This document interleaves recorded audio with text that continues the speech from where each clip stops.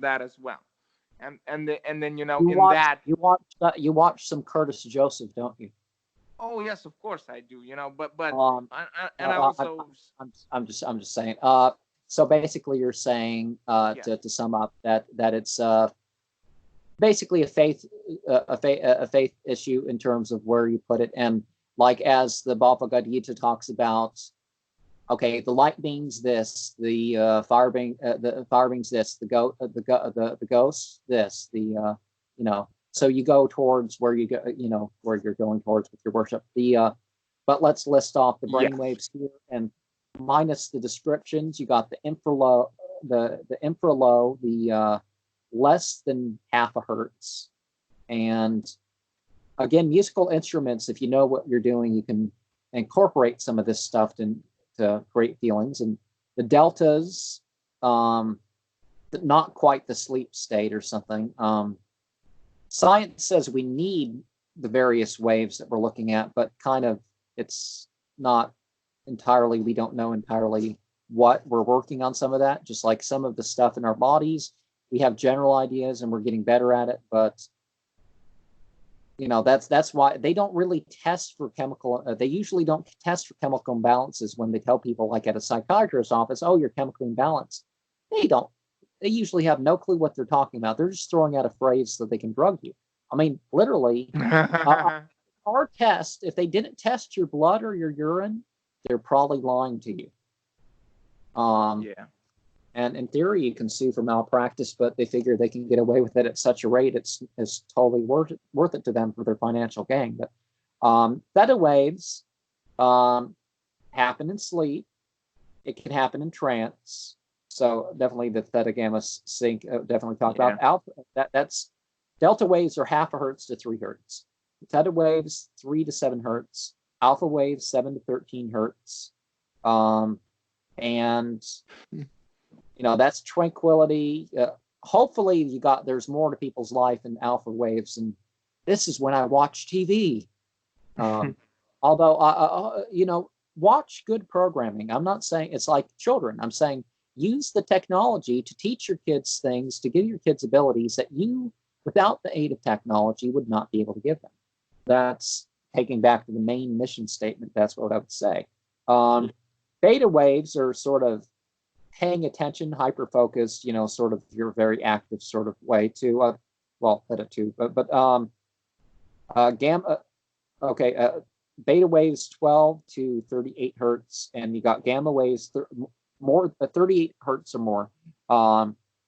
And gamma waves are supposed to be the most magical ones, according to this opinion. I think, as I said, with the regular definition of magic, any way you cut it, whether it's just multifaceted way of religion, both the art and the science of the thing, or whether it's changing in consciousness or manipulating that sort of thing.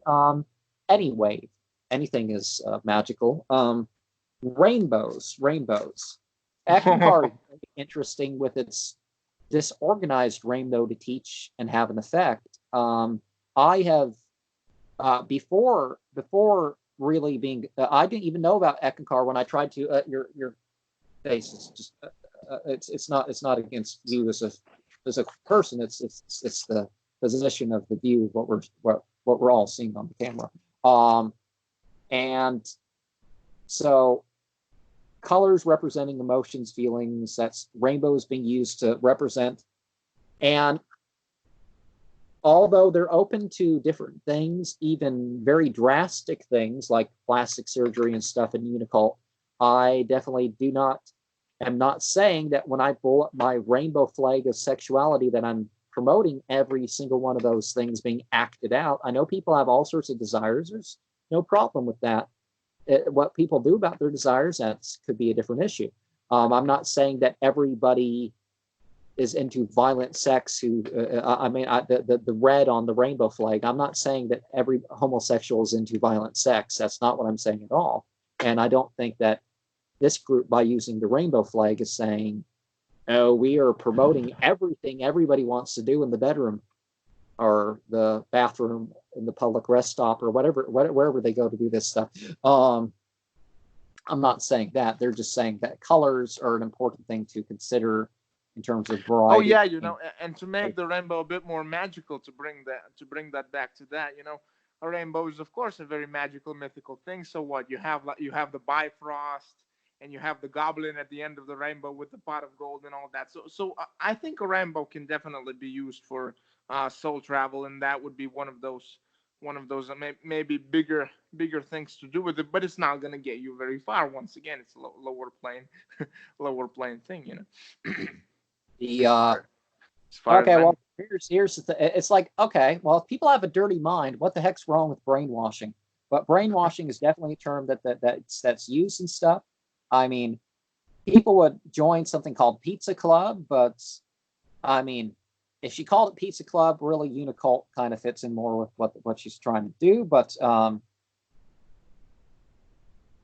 basically getting people out of their typical thing, because Unicult sounds kind of, I don't want to be in a cult. It's like, if you're not in a mainstream religion that caught off, or you really want to be distinct in society, you got to be a member of a cult. I'm sorry, you do. It's like I made a post. Now, there were certain things in terms of Ekankar I certainly didn't believe, and I never said I did. I never promoted them. But I made a post online that said I joined a cult. I think I even shared that as a video at some point. So I joined a cult. So I reshared that. I think it's on my Ekankar list. That may not be, but brainwashing. What's your opinion of brainwashing and basically influence? Oh, the most true I can say about this is the fact that everybody's washing everybody's brain, because essentially, I'm projecting my version of reality onto you. You're onto me, and we're projecting it onto the viewers, and so on.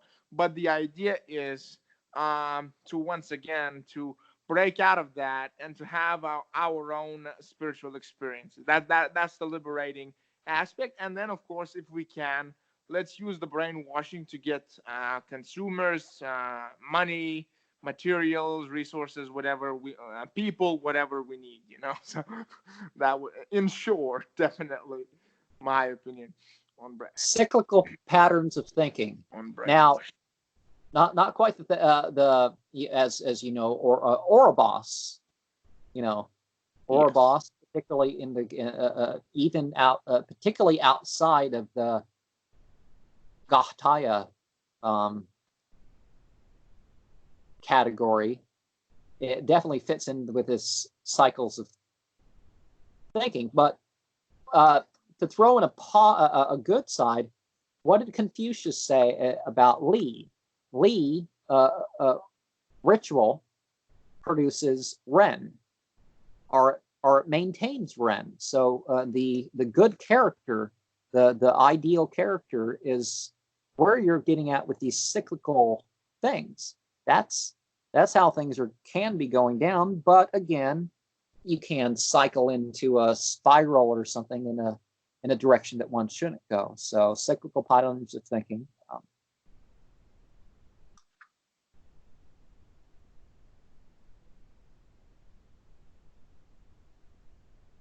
Okay, no further thought. No.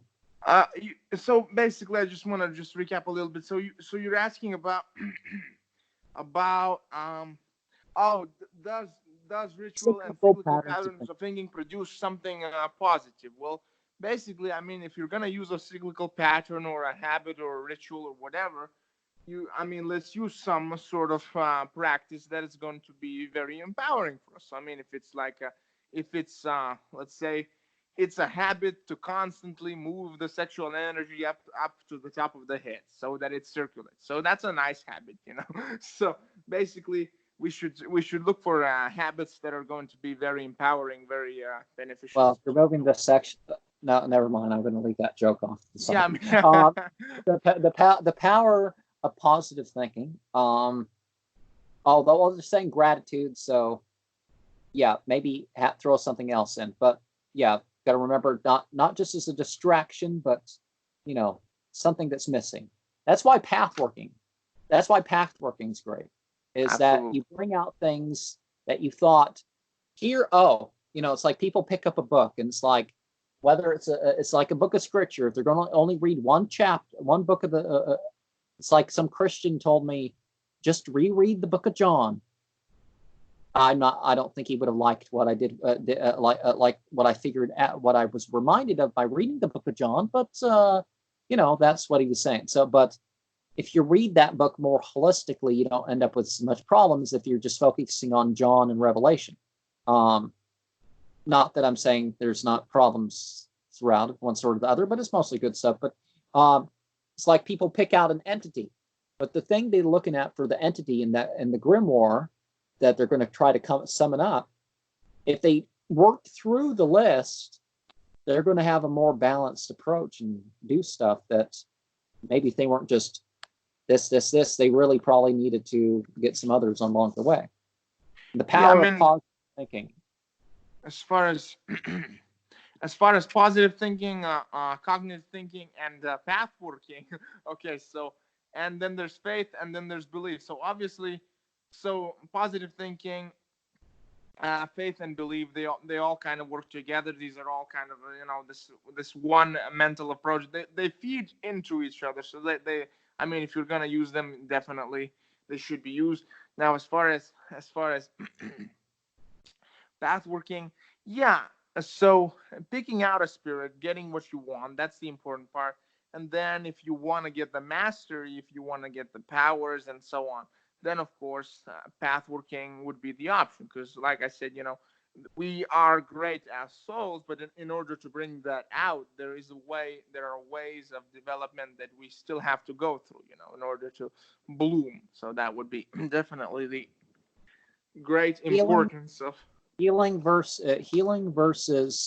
pretending. Oh, let's try these things more at game show speed just to get the answer, to get the answer, and then we'll get through this, and then I'll healing versus protecting. Step away. But it's the same thing, because if you heal something, you kind of protect it from a sickness, and if you pretty much, and the immune system also. Well, you can faith blast yourself to the point of getting out of your wheelchair and hurting yourself more. So Benny Hinn and some of the others people have gotten worse, but they feel like that they've been convinced that they're healed at the moment, and it doesn't stick. And it's not that their faith changed; it's just that's. But if you're looking at healing and you're actually analyzing the situation and all that other stuff, rather than just now. Bob Larson apparently put forward a very lying-oriented thing. The view here, he put forward a video that I requested. I'm not sure whether it's his company or whatnot that saw it. So I don't think they're watching all my videos, whether or not anyway. So this is perfectly fine for me to say. But he lied about the LDS Church. First of all, they never encouraged sex outside of marriage. They didn't encourage rape. Some churches allowed rape, although actually forced marriage was lawful across America. America had forced marriage, and that is wrong. That is wrong. That should have never been. But as soon as it was illegal, as soon as people had to consent to being married, they weren't going against that. So, and they weren't saying that, they weren't calling for people to have sex with pre-adolescents. That's absolutely not what they ever did. So, no branch of well, okay, I won't say no branch off, but that was a lie. And the idea of, polygamy is for the women too. So let's stop talking about stuff like this, and hated the Turks, that Freemasonry, some secret. No, you can be Christian. Some lodges, the nearest Freemason lodge, I'm not sure you can be a full member of that lodge without being without having a recommendation from someone from the church that you go to. That's sort of the implication that I got, is they want a recommendation from a church. Now, I'm not putting them in the same category as the Ku Klux Klan, but there are churches that will give you a recommendation to help you join the Klan. The Klan was off in a wrong direction from the start, and I'm getting restless, so I'm end up posturing myself in ways that hurt myself. But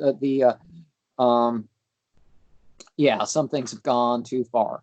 But yeah, if you look at techniques, if you look at the situation and stuff like this, rather than boom, I want healed. And that's sort of the thing with magic entirely anyways too. It's that you want the long-term results. Yeah, you want stuff in the short term, but that's going to healing possibilities. So, okay, that's basically the same thing, but the attention on possibilities. Any statement you want to add to that? Well, I mean, healing possibilities. Definitely, I've myself begun working on a sadhana that can produce the materialization of certain gods, the yakshinis, and so on, so that we can get so that we can get any wish fulfilled, any one wish. So, I mean, yes, I mean, we come to the point in our spiritual development that we realize that yes, this is possible, that anything is possible, and now it's up to doing that particular practice, and achieving the results. So I believe there's no limitation, but what it has, no limitation to the possibilities, but it has to be a specific, clear practice. We look at diseases, and okay, maybe it's going to take 18 months for a coronavirus vaccine to be developed. Regardless of how bad it is, it's going to take another 18 months, folks. So don't rely on that. Get yourself some vitamin C or some 105-degree enemas after you fasted and switched to not eating hard food and that sort of thing. That stuff's going to work a heck of a lot better than the vaccines, and you're not going to be damaged from the vaccines, and you're not going to have to wait for the vaccines. All my friends died, but I just had to get the vaccine. I refused to treat. And anyways, but there's herbs. There's herbs that can heal all sorts of conditions, and some of them we know, some of them we don't know. Some things minor societies know it, but it doesn't make as much money for the doctors, the Western doctors with so. I mean, they do a lot of good, but I'm saying there's issues with a lot of stuff. But negativity. So let's not make this so negative. And but some negative things mean less pain. Yes. So it's not all negative, and I don't think it's positive just to be positive. But they are definitely talking about like they're preferring some sort. People naturally prefer positivity over negativity, and I'd say that depends.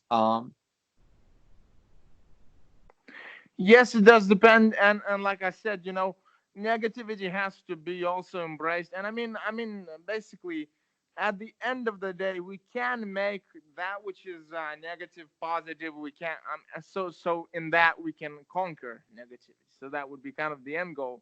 But it does need to be embraced as well in so many ways. All one, so they're the unity. So. Well, I say there. No matter what, we still have to admit that there's individuality, but all one, The oneness thing. Oh well, what can I say? Well, yes, the oneness thing is true. As far as when we develop our energies and we start to feel the people around us and empathy and all that, so it's true. But okay, what are we gonna do with that? Are we all one? Are we all equal?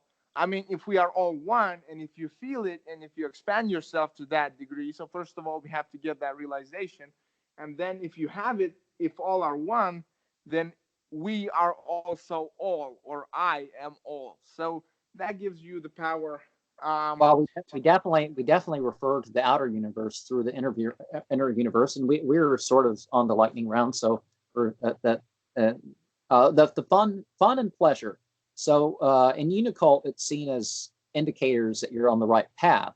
But I would say most would say that there are some things that you may like that aren't good for you, and some things that you like that are bad for you, that sort of thing. But overall, I think that could be generally true, that the universe kind of is set up in a way that you're rewarded for doing the right thing. If you go around having a bunch of affairs, you might actually have less sex overall, and you're end up with consequences. Someone's going to try to kill you because you had an affair with their spouse, or venereal diseases, injuries because you're trying to hide and get away with things, and and who knows what may come to a person.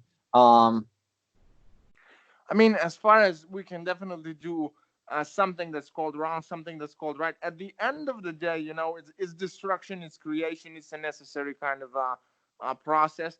And what's important in my mind that okay, no matter what I did, I should be able to at least, if not now, then in the future, reach a level so that the consequence of my action does not really bind me. So therefore, I get freedom regardless of what I do. So that would Morals. be my point. What? Morals. Okay, so Oh so yeah. they're talking about. I'm trying to make this uh, quicker instead of entire speeches. So I'm not trying to be rude. I'm just Yeah, it's okay. trying to get through this.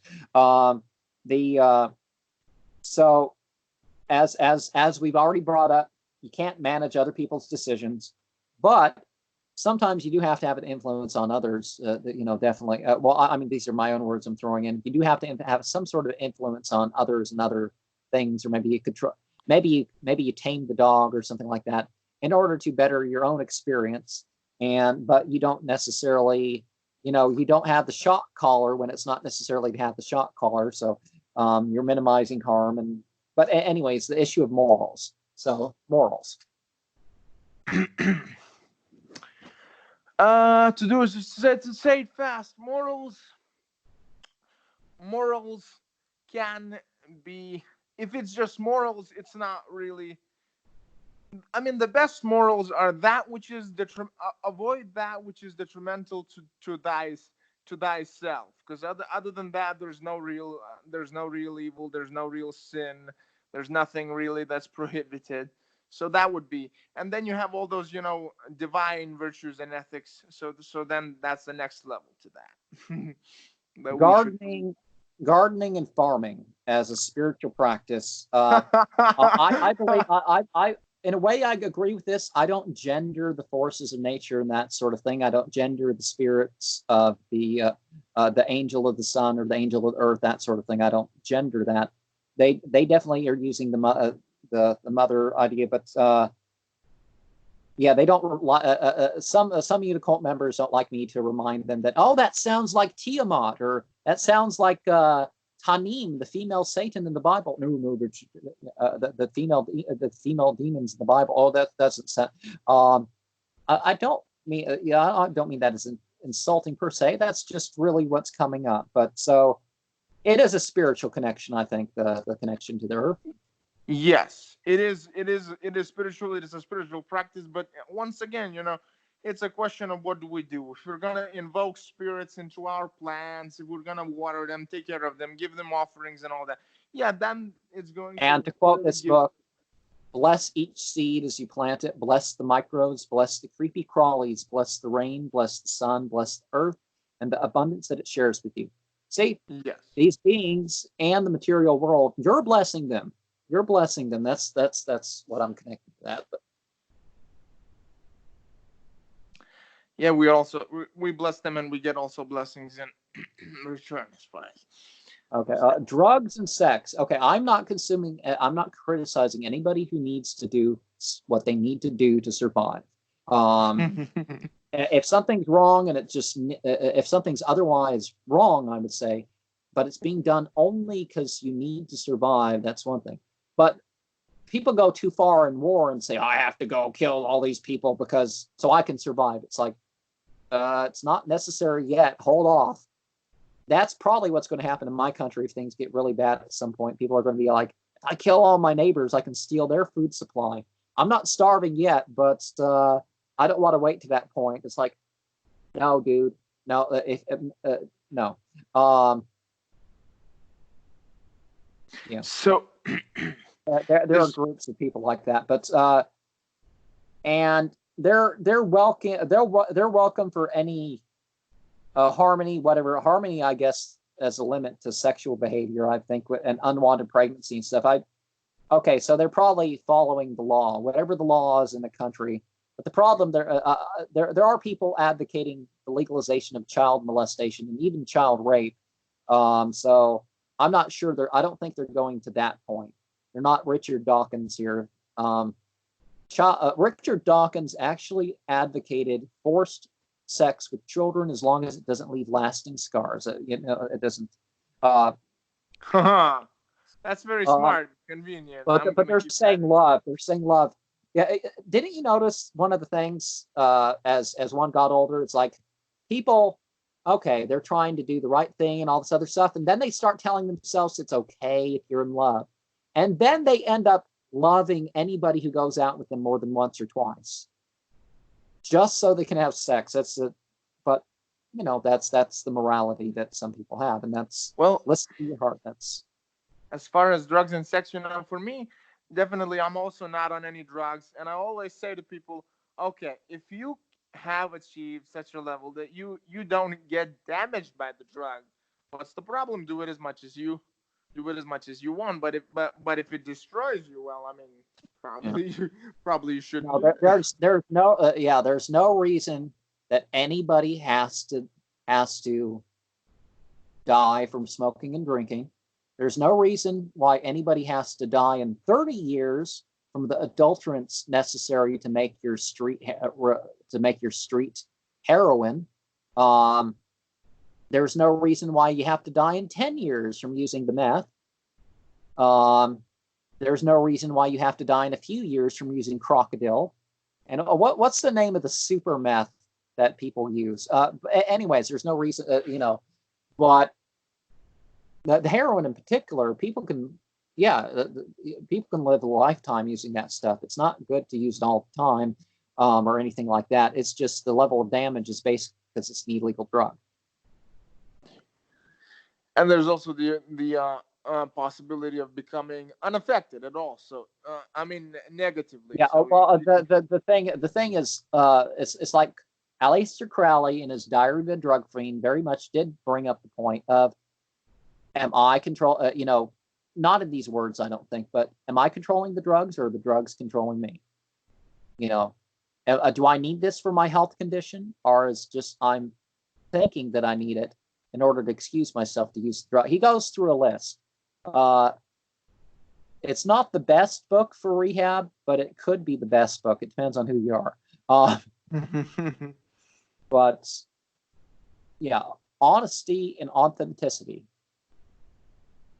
So, is I there mean, they're saying it's never necessary. I don't blame people who lie because to avoid actual persecution. Now, I don't say you should go around faking when there's not violent persecution of you're just from here up if you look at the screen. I'm not saying you should go around faking Merry Christmas and all this other stuff, just Happy Easter, and it's like almost half of my country is not Christian. It's not necessary. Almost nobody is being hurt for not being Christian, and it's probably increasing the amount of people getting hurt being Christian. The fact that people are faking being Christian. You don't need to lie when it's worship our idol or we're going to kill you. Okay, I'm going to lie and act like I'm one of you, but or I might not. But I would excuse anybody who lies for that sort of sake. But lying for itself, but they're saying no lying. So what do you say about honesty? Is it always the best policy, or? oh well, well, I cheated through most of my college exams, and I've been there only for a year. So, and definitely, I achieved nice success. The point I'm gonna say is honesty and authenticity has to happen with the self. Why is that? Because as a magician, if I'm gonna bring out content, if I'm gonna write a book or whatever, do anything magic related, I want this to be real. I want this to be solid, effective, true, whatever. But as far as what I'm gonna use as regards the world to get whatever I want in life, definitely I'm gonna use whatever lying or whatever other means it pleases me. So that would be my view, most definitely. Well, okay, gender. Okay, they don't recommend gender in Unicult, but gender typically would be a biological thing that somebody has no. So there's two genders, male, female. This is what you're born as, and then there's mixes between the two as a result of some hormonal issues and that sort of thing. Morphodites, they might be called, hermaphrodite, whatever. But aside from that, that's really the physical side of gender. But they're talking about very specifically the not falling into the social constructs. And I do understand that.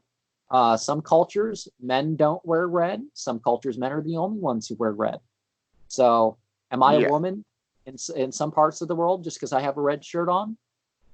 I wouldn't say I am. No. But some people would say, "Why are you?" I've met immigrants that were like that. Some parts of the world, there's still the idea. It's like, why do you wear red?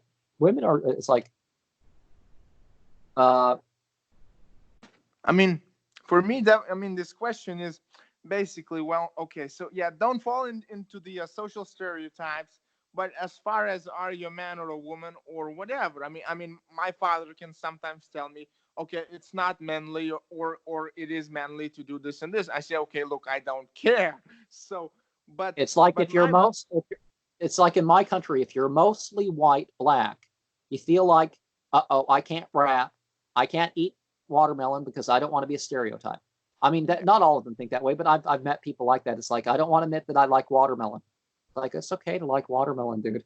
It's like, I don't So want. yeah, so essentially don't be concerned about the stereotypes, but when they say, okay, I mean, for example, I find lesbians attractive. So if they say, okay, I'm a lesbian, I can't, I'm not interested in guys, well, I find that as a bummer, Oh and yeah, I find there's no physical indication of sexuality in terms of what people look like unless there's like some sort of scar or tattoo or something. There's no physical indication, and in terms of their yeah. basic body, it's not going So to make a difference what they call themselves. It's there. Although if a woman is going around saying that she has a penis and she doesn't have a penis, it's kind of a turn off for most of us.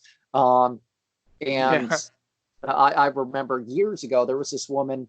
Probably the only thing that ever kept me from hooking up with her, as we might want to use the euphemism, was because she would say stuff like this: "You don't have a penis.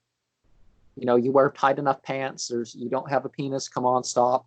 Um, abundance and So I mean, you should have where does shown her. abundance and wealth lie? What?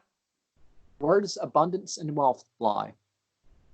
Well, so yeah, so just to finish up really quick. So yeah, my opinion is that yeah, when they say I'm this, I'm that, I'm a lesbian, I can't be with you, it's it's not really. I mean, it's nothing good out of it. But I mean, when they do enough work upon themselves, hopefully they also harmonize their orientation or whatever as far as is natural. Now, abundance and wealth. Oh, where does it Well, apply? I mean, I'd say it's a physical and psychological condition, but yeah, as I've been trying to get, we really can't turn each one into a conversation if we're going to yeah. finish this. So So just a few points, and we'll just move on and move on and move on. So abundance and well, I mean, where does it apply? I mean, wherever we can get it, and as much as we can get it. That most. That's So and you think it's externally dependent rather than the decision that you've personally made. Okay. no, no, no, no. What I'm saying is, yeah, decision is important, of course. I mean, you have to have decision, you have to have an intention, but what's important is I mean, once again, what kind of practices, what kind of methods are you going to use to get that wealth going? Because if you don't have, I mean, they're saying, okay, let's believe we are all millionaires, but that's not all there is to it. So basically, we have to have potent practices to really attract and really create huge amounts of wealth. But yes, it does begin within, and it is dependent upon our power, our own will, most definitely. Well, I think they're talking. Okay, I do understand that people have a need. People have a need, so they have this collaborative and compassionate system that provides food, shelter, and water. They're saying there should be something like that. Okay, um, so basic needs and all that. Okay, heal evil. That's definitely something that was a sticker. So healing evil, and what is evil? In short, what would you say? And I'll Oh try to yeah, well, as I read basically, this. if we're gonna look at actual evil, then it's gonna be, once again, forces that spirits that are beyond just human ideas about good and evil. These are evil forces, and the only real term that I have found for this that expresses what it actually is resisting or opposing all that is. So once again, you have the devil as the opposer. And why should we do that? In order so that we can really create something better. We can create our own reality, which we should oppose that which is Well, not they desired. definitely, she definitely mentions healing from within. So creation is the cure to consumption. Of course, sometimes that means you can consume more, but Yes. yeah, it's like, although we don't have to believe in incarnation per se to say this sort of thing of divinity, but definitely the metaphors of the universal form with its many teeth and many eyes and many arms and legs and all that other stuff. It's like, but that's consuming. It's many teeth consuming, but this is the creative force. It's consuming at the same.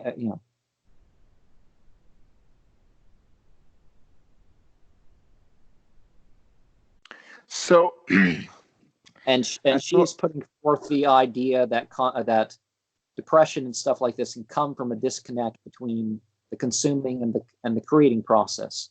So, like the Krishnatarian diet and stuff like this, you have the idea that you're consuming in order to do your as a spiritual behavior.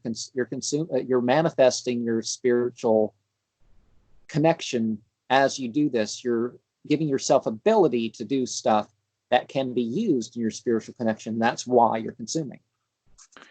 yes, so definitely, even eating can be a magical act. And as far as whether or not creation will stop consumption, I mean, the only thing I can equate that with is basically when we realize ourselves as you said, the soul. Then they say that the passions are kind of defeated at that moment or subjugated or whatever. But yeah, and And as far I as how. also I speaking this whole thing, I also understand. I mean, if you disagree, but we can take a few more sentences or something to respond to this. But uh, when you realize yourself as soul, actually soul, not just as a concept or the Atman or something like that. If you go beyond that, and it's really almost like you encounter yourself as a god. Now, if you don't, I never believe that as that, but it's I understand why people would think that when they encounter that. It's like, oh, this is beyond. I'm even beyond this physical stuff, and yeah, um, digital salvation. Okay, human beings are can be amazing without all these technological advances, but technology is supposed to enhance our lives, and well, that's it's obvious. I'm summarizing that, but So they're trying to bring the feminine into technology is again something that they're saying. so so as I said in the beginning, but pretty much, technology is fine. It helped us do a lot of things, but as I've read about the people who have supernatural powers, and so they essentially supersede everything that technology has achieved up to this point. So basically, technology is fine up to a point, but it is a crutch that we're gonna. I mean, if we do this globally, if we achieve global supernatural powers and whatnot, then most definitely people will not even need to use technology in my opinion. And then of course, I mean we can use it as much as we want, but it won't even matter. So that's my view on technology. It's good, very good for now, as far as we can do Un, everything ourselves. unconditional love. Ah, Well, whatever actual love. You don't have to approve of and go along with whatever people want. That's not. We've already kind of gone into that. It's not being quite the same thing. Um, unconditional love is claimed a lot, but it's not really. Say your few thoughts. I'll read this while you're saying stuff. yeah. So unconditional love. I mean, once again, it would be it would be towards the sugma. It would be towards the creator, and the creator himself or itself is the only thing that really has unconditional love and loves us much more than we can even love it or him and imagine. But to put that unconditional love onto something that is human is probably just not gonna reciprocate as much, but the ability to Well, unconditionally that's love. the non-recipient, the not waiting for the Yeah. reciprocity is that's unconditional love. But we are in conditional existence, and therefore, okay. But what do we do? I definitely agree here with that you focus on, okay, there's neutral things, and okay, you can either look at that or you can send the but you're trying to bring out the good in people. You're focusing on what you do like about them, not focusing on the other. And but yeah, it doesn't mean you have to take part in people's failings or be a part of things. There's somebody that I may no, I'm going to keep my mouth shut about that in case they appear, because I don't want it to be a guess. I don't want people to guess what I'm talking about, so I'm going to keep their confidence in it. But anyways, there's at least one person that I would have married had these women, whatever. But it doesn't mean that I didn't love them. It just means that it wasn't good for me, and it probably wouldn't be good for them either, because then I would be taking part in their failure. And even whether or not they found other people to take part in their failure as human beings, that are beings with choice, or however you want to phrase that, it doesn't, but yeah, sometimes it doesn't go away, but as sort of a one-upmanship is, I love you, and you no, look at how horrible you are, but I still love. No. What's that David Bowie song? It's so what's it, how's the phrase? If you love me, would you call me a social parasite? Who's the one? I didn't get the tone right. I'm not really positioned right to sing right, but that you get the idea. Unitopia. So their idea is, well, a lot of utopian ideas. Sometimes things go wrong, but judgment free. They're using it in sort of a Christian way of thinking. But so it's very communistic. It sounds like equal distribution and that sort of thing. So what scientific investigation? So what's your consideration of utopia? Well, well, utopia is it's possible on one aspect if we talk about if we talk about the light and sound, we talk about the divinity and spreading that to everyone, and the whole let's say the whole race or civilization becomes God realized and so forth. So everything is harmonious. So in that way, yes, let's say utopia is possible. But at the same time, every one of us has a view of reality, and what did E.A. Coetting say, that the only thing that's you realize that the only thing that's worth value is making your own, is creating your own creation, your own desired world. So pretty much, yeah, so that's where these things are Your going own to. kingdom, I think, is the one. It's building his infernal empire is his phrase. Yeah. Yeah, I mean, absolutely, I'm just looking for. if he has this property out in the wilderness, I mean, come on, dude, build that black pyramid. We want to go. We want to visit your black out there in Utah. Oh The yeah, that would be nice, of course. that's going to freak some people. We're just out in the woods, and there's they don't sell him. He has to get other people to sell him animals, because we know about you. Yeah. Um, oh yeah, some states in America don't allow the sale of human remains because they're afraid of people doing voodoo. Like Florida doesn't, because they think that it's going to be used all in voodoo and stuff. So museums and stuff have to, I guess, get it through other states. You can transport it into Florida, but you can't buy it in Florida. That's smart, but yeah, but not good work for magicians. ethic. Well, the thing is, again, if you're not too materialistic, you can realize it's like. You can pick up. I don't know if this is a quartz, but let's just say this is quartz. You can pick up a quartz and pretend it's any stone you want it to be. There are certain color effects and stuff like this, but if you don't have the thing at hand, you don't have the thing at hand. If you don't have gold, you can draw the sigil on in yellow. Take a yellow marker, find a yellow piece Yeah, of we can paper. draw the sigil on paper. Yeah, absolutely. I mean, there's no problem. Psychologically, you can do whatever. Work ethic is connected to the utopian thing, and I do not agree with these people that think it's about serving the corporation. Your face is kind of zoomed up. Oh, I'm going to have to do it again. But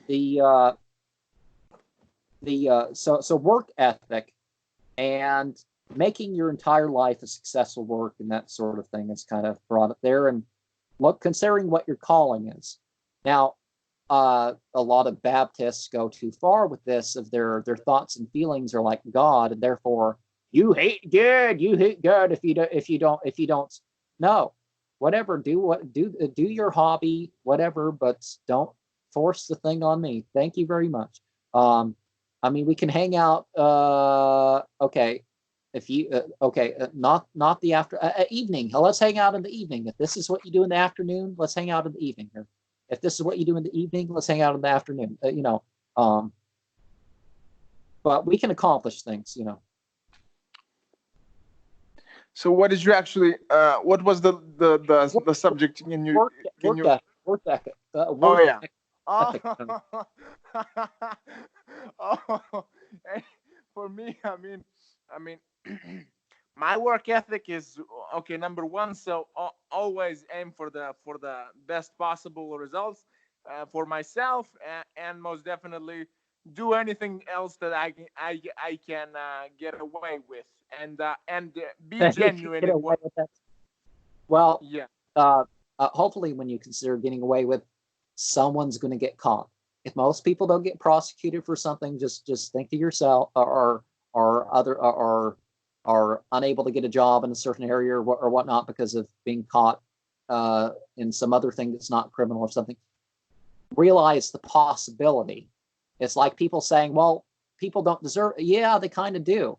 If nature says you can not only get a disease that eventually kills you, but unwanted children and stuff like this, maybe you need to make a different sexual decision because everybody with the worst possible consequences deserved it. Now, I'm not saying I'm not supporting. I'm not saying blame the victim for the crime. That's not what I'm saying. I'm saying, that's what I'm saying. I'm saying that the basic material worldly consequences, aside from that sort of thing, that's sort of what happens. So, hopefully you're not saying, "Oh, I can probably get away with it." Well, what I'm basically, what's the subject of lawlessness? Well, magically we get empowered to do a lot of illegal things as well. So that's a whole work. But it is a freeing of the self. Definitely, that is also an aspect of to the freeing of the self. take it into the next one here. We got the other realms.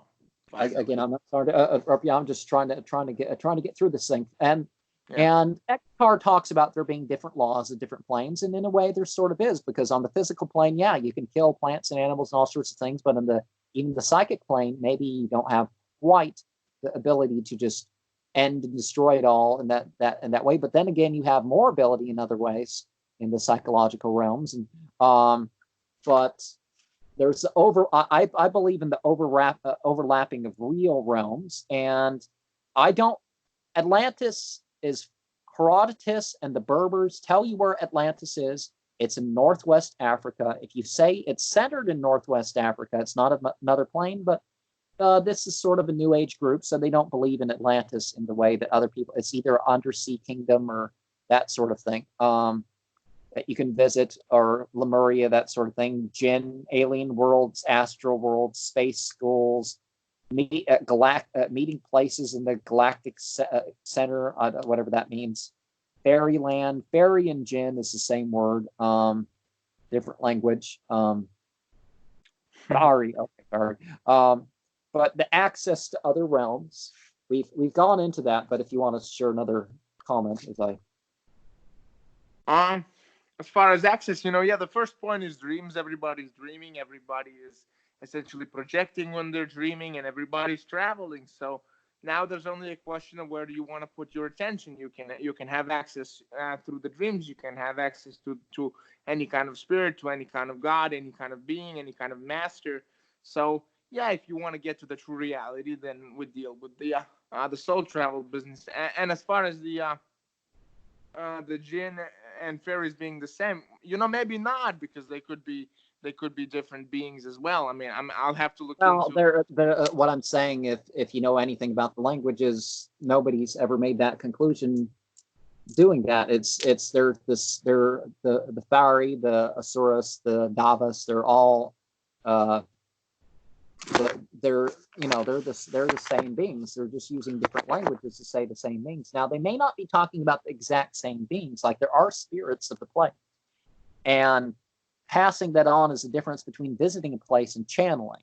So channeling, whether it's receiving revelation from an entity saying this is your book, or them actually inspiring, not some base material ways. I look at stuff and get ideas. That's not quite the set. That's a very materialistic way of looking at inspiration. But how would channeling? So channeling basically the same thing as the visiting the other planes, just shifting your consciousness and then it channels through. um yes and no, because basically, yeah, I mean, we can channel when we soul travel into another plane. We are channeling if we are receiving messages, but usually when we refer to channeling itself, then that would be the we are in the body. So actually, to answer the question, that would be that what am I doing as while I am channeling, whether or not I am invoking a spirit, or whether I am going into a different plane and channeling, and my body is still speaking. So yeah, that would be the difference. And okay, they're saying the highest interest and these things have my highest interest and that sort of thing. So they're limiting channeling experience. She's limiting the channeling experience by a prayer, ending, of course, in her typical Uni Bless, but the spirits and elementals. And we could say that you're familiar with the Kabbalistic or the Quranic or other sorts of ways of looking that there's the physical worlds that the humans and stuff exist, but perhaps we also, and overlapping them too, there's the light being realm and the fire being realm, and even the God realm, in terms of saying it's not that God's not omnipresent, it's that there's maybe a realm where we can properly get direct realizations of the names of God, that sort of thing. The Lahut, as they may call it, the Chia, their absolute, or something like that. I don't So know. yes, it is overlapping. I mean, because we don't really go that much into any other plane so far as we are shifting our frequency. No, we are not really going into any other place, but we are shifting our frequency. So basically, because soul can be, I mean, two souls can exist in the same place at once. So it's not really they don't really require any sort of different space. So the planes are also all here overlapping. Yeah, most definitely. And they're saying spirits and elementals are just okay. To put it in different words, she's saying that we're different types of creation, but don't doubt your ability to contact other things. And so spirits, elementals, aliens, something higher are three different categories, but let's try to get them all at once. So say what you're gonna say. Well, yes, I mean, they do exist. They do essentially. I mean, we do first have to get in contact with them to get them to exist, as far as we are concerned, and uh, and we can get and we can most definitely get into contact with them. Very much. Physical aliens from other worlds, or are Oh they? yeah, oh yeah. And let me add this. Let me add this because I wanted to say this before when we were talking about demons. One of the new things I received that the Mr. Coetting is not talking about, that there's basically like three types of demons. I mean, there's probably many more, but three basic types of demons is you have let's say of a place and thing wandering Non-human, in. non-human demons. So, so they, you can call them animalistic if you see those in the. Shayateen al jinn, as they would, as the Arabic phrase goes. That includes all of them, all males, all females. That includes all of them. Yeah, and then you have the kind of the humanoid ones, but they are still earthly demons, and then we can have actual extraterrestrial demons who also look very different to earthly demons. So nobody talks about these guys, the third type. So yeah, but they should also. And and one of the things I would say with the jinn in particular is that let's remember, people, that not all of them are demons. They have a choice too, just like the human beings. So, oh, that's a scary looking one. It's like, no, no, no, no. Sometimes monstrous looking ones are still pretty cool, you know. Uh, Yes. and do the aliens, if the aliens probe us, do they like to be probed back? No, that's not really what we should be talking about. But the aliens also, I think they're very much real, and the problem is, most people just don't have a lot of they don't I mean, we don't do space. I haven't done space travel like quite at all as far as my soul travel goes, so I don't have a lot of knowledge, but yeah, they should be Stargate, just as Stargate, real. two very particular times coming up. Try the Egyptian Stargate thing. You find a heliacal rising point for the equinox, and you use it as a gateway. It's like the movie. Only the movie kind of touches on the subject, but it's not like experiencing it. But anyway, that's something else. Something higher. So something higher, the higher self. Okay, so Well, there's the 16th Enochian key. Let me just say something about the 16th Enochian key. It's like, okay, it's like people talk about the prince. If we're all again, this is not some gay thing. We're all princesses. In the Kabbalistic language, you're talking about the princess, the prince, the tarot language too, and the queen and the king, whatever. But these are all stations for ourselves, and so yes.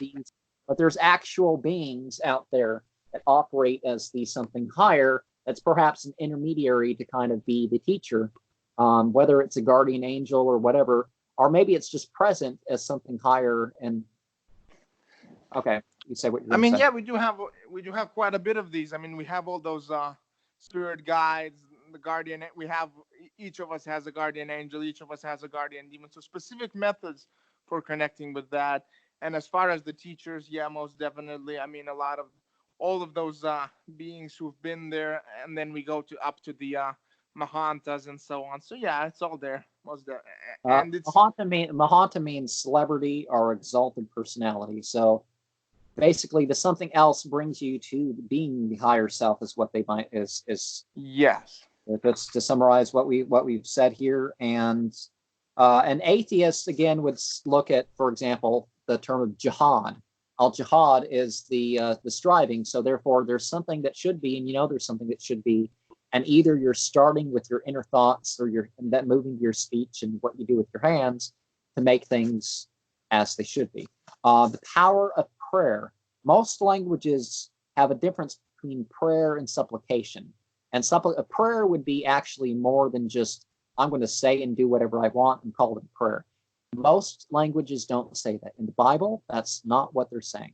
But yeah, so they have a prayer, spirit of unibless, and we're going to get into what spirit of uni means after you share your ideas on this.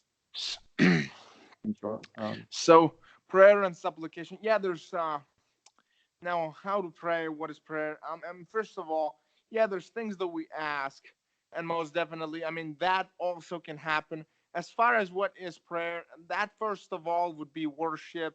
I mean, because we worship the thing, then it comes to us and gives blessings to us. So I suppose that one aspect of it is supplication, another aspect of it is worship, and the third aspect of it is, it can be demanding, because you're actually saying, okay, God, come down and do this, or I serve you and you serve me. So that kind of, I mean, very briefly, if to touch upon those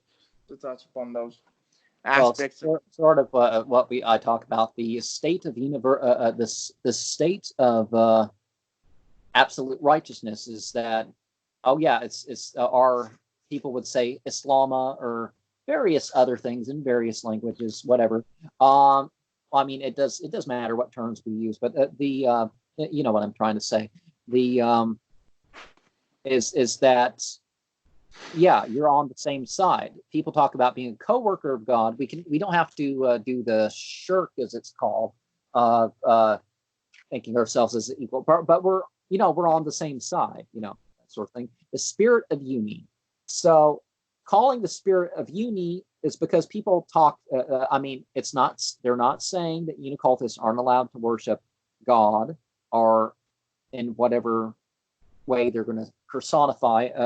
So the first step of polytheism, you would say, well, it's not polytheism yet when you personify God or give them whatever limitation, form or whatnot. But then it can divide. If you call Father, then it has to be some sort of son or wife or that sort of. But anyways, but they're not saying that you can't worship ascended masters or even yourself. Or Unicult does allow that sort of thing. You can worship whatever, but they are encouraging the use of the terms like the spirit of uni, because it's not just a something higher, but the something higher, and going beyond what most people are going to call God, because most people are going to think of some male, some other limit, and they're saying, no, this is the ultimate transcendent being. So this is what they're saying.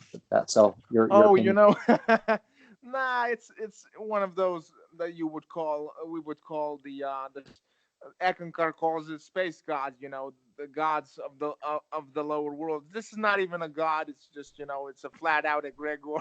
No, So that's what no, that's what I'm saying. This is their term for what's beyond that male and female sort of ideas that aren't really God, even though people use it to refer to God. It's like yeah, Father in heaven's but you not there. see, for example, you know, if suddenly I form us, I mean, let's use a polite example. I say I form a Lux cult. You know, it's a cult of light. And if I say the word Lux, it's the word that goes beyond uh male and female, and it is the supreme divine. But you see, but that's the problem, because the term actually is supposed to be magical. It cannot be the word Lux. It cannot be the word uni, because it has to have an intrinsic vibration or sound to it that is definite. I mean, so Sanskrit was a So herd you're language. saying meaning that's not limited is still again, you're Yes, going to have meaning. If you're going to use language, you're going to have meaning attached to it, regardless. So it's. But yes. What what I I'm was saying, saying is this kind of goes beyond. They're saying this term kind of goes beyond personalization and that sort of thing. no. So it's Um, not enough. It has to be a sort of, you know, spiritual sound that is heard, that is a very specific vibration. So you okay, can't but just say you again, need. I'm saying that's what they're saying. Yeah. You're not getting the point that this is this is a term that they use to refer to what goes beyond, you know, a demiurge, an egregor, Yes, that sort of thing, or but I'm a personification of divinity that's not really divinity itself. This is it's what they mean basically. But yeah, I get what you're saying. Rituals. So, what is your advice about ritual use? They're saying affirmations and blessings, mix the two, and to bring more magic into your life and that sort of thing. affirmations, blessings are very good. First we have to have the power that is going to give us the power to get the blessings, and to make the affirmations work. So we have to invoke the power first. So the question is the power, we have to call it up first. Yeah, that would be the point. What are we gonna call upon? We can sit and affirm all around, but then there's someone who, you know, who says a word and a planet or the sun stops or the sea parts or whatever. So it's a whole different scale of power. So we have to be plugged into that kind of, So and we have to.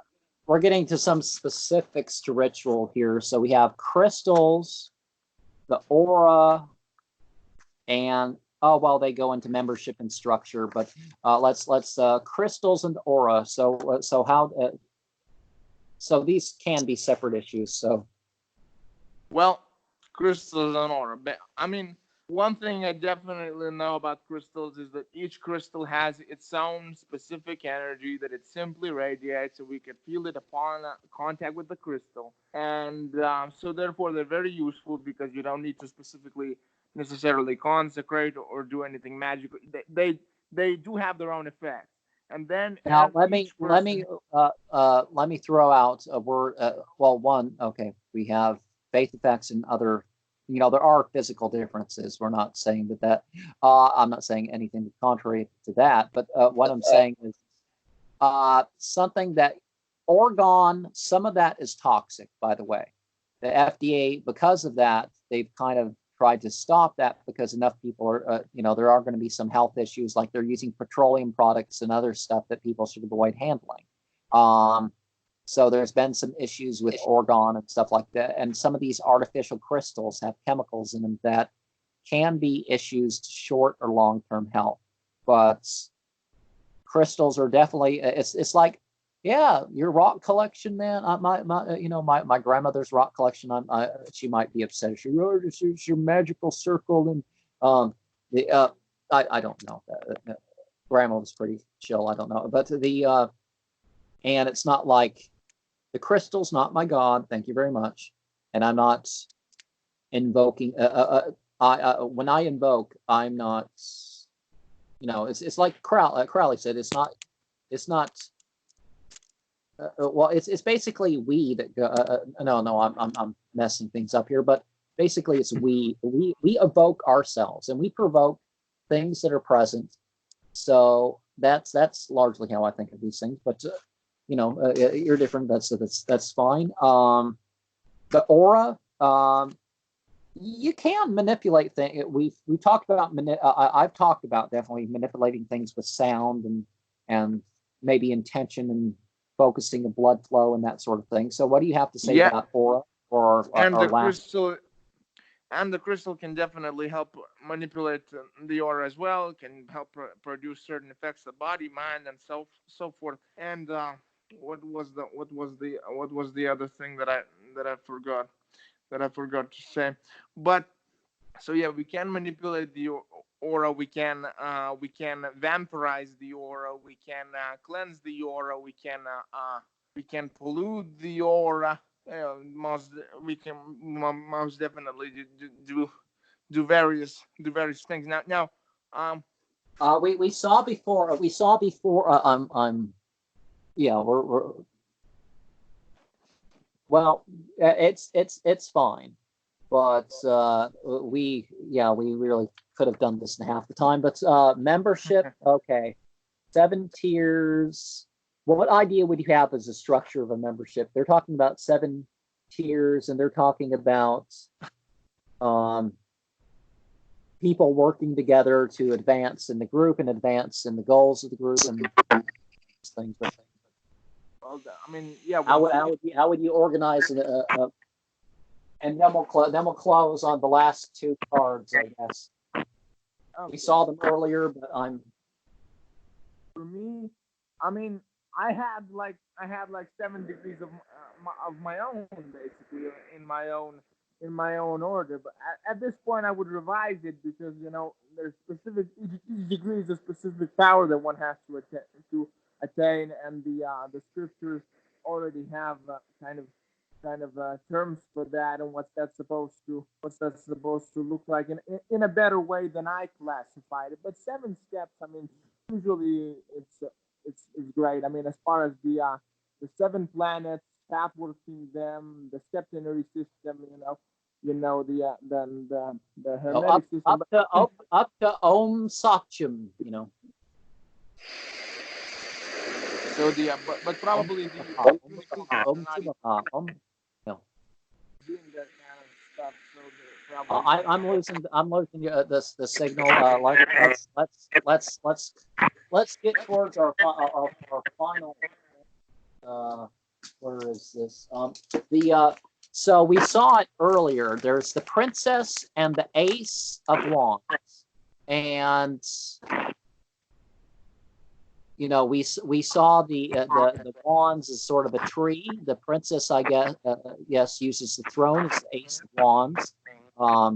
Wands being the will and the transformation and all sorts of stuff. But well, I mean, water transforms too, but air transforms too. But your thoughts on the ace and the princess of wands? Okay, could you let me see the cards again? I'm losing your. I'm losing the voice here. Oh, sorry. So if you could show me the cards again, so I can also look. If you look at this,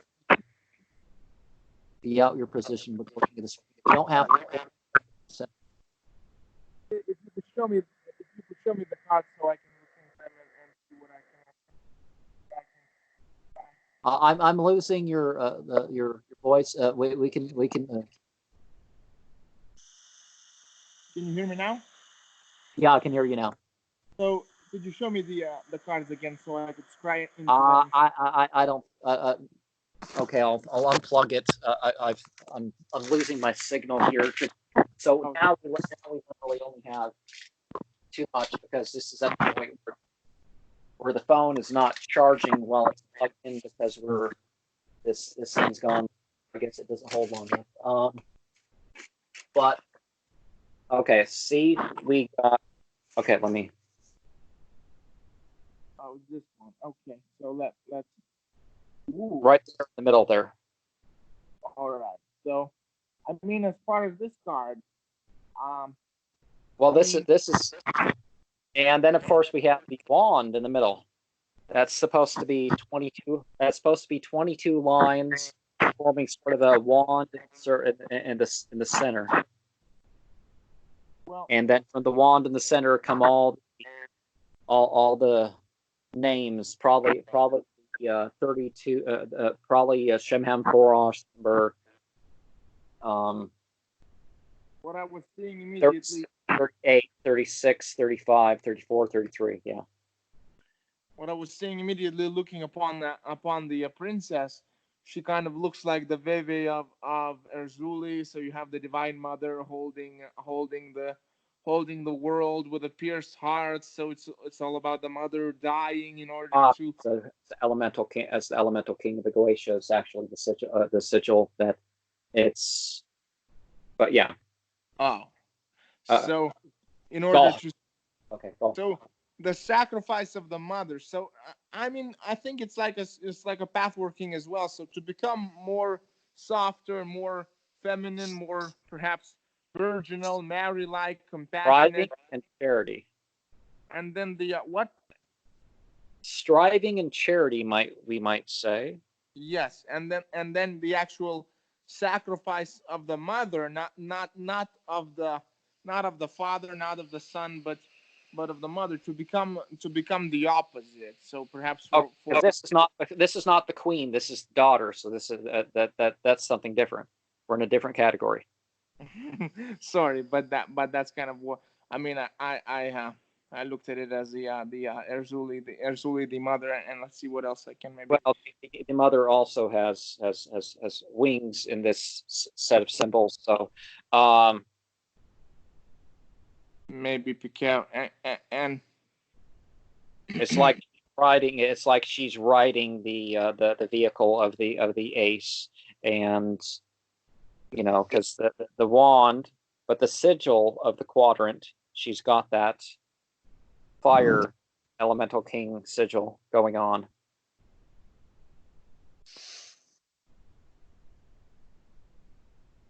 But it's like she's gone beyond this. She it's like beyond the throne, sort of. You know, the Osiris as sort of beyond, not yes, Urius as not just some personified or divinized king, but something beyond that. And that's again what all these mythological things are referring us to, aren't they? They are referring to something, not these various so-called gods and goddesses that people could worship on the other side. They're referring us to something beyond that, but something that we connect to, and we're We're those characters. Every card in the tarot, it's us. It's us. It's a part of, it's an aspect Yes, of us. yeah. So, without any closing thoughts before I close this here. Perhaps I shouldn't have had my gardening pants on. Aside from that, and a shirt that's been stitched together. But aside from that, let's.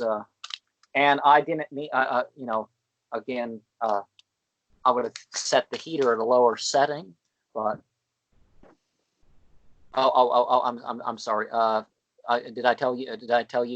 If you have any final sentences before we close by reminding them of your mystical name for this channel, or otherwise, if you want? Yes. So if you can show me the wand a little bit, because I like to look at things at this and this and oh yeah, and this kind of scrying just a little bit back, so I can see the whole thing. Just a little bit back, back from the screen. There we go. So this is the point. So it's selenite. So you have to be careful with both your water use and your pressure with some of these stones. And I've accidentally broken some stones using them mystically before. I can meditate with this on my forehead, and then I fell asleep and broke. So I'm seeing it as though an obelisk or a penis, and basically that we have to be always active. We have to be always fiery. We have to be always. Selenite has a lunar attribution in terms of how people color it. Moonstone, as it's called. So that we have to be always erect. And one particular thing that I was, being taught constantly by these spirits, by the devas in the sadhana, is that if you have a sadhana, if you have a goal, you have to approach it with intent to kill in order to succeed. That's kind of my main lesson that I've been carrying around for several in a way, die every day, as so many. Oh yeah. So I'm gonna have to close. But one that Abaddon told me as well was I really meant to close to finish this 2 hours ago. So Abaddon told me as well that everyone needs to die so that you can live. So that's sort of how to say, the will to succeed should be supreme and absolute. Yeah, definitely some sort of success, and we got to figure out our success other than just some shallow thing that maybe. Oh yeah. For us to, we are given every opportunity to actually succeed, but let's all find out what that is. Yeah.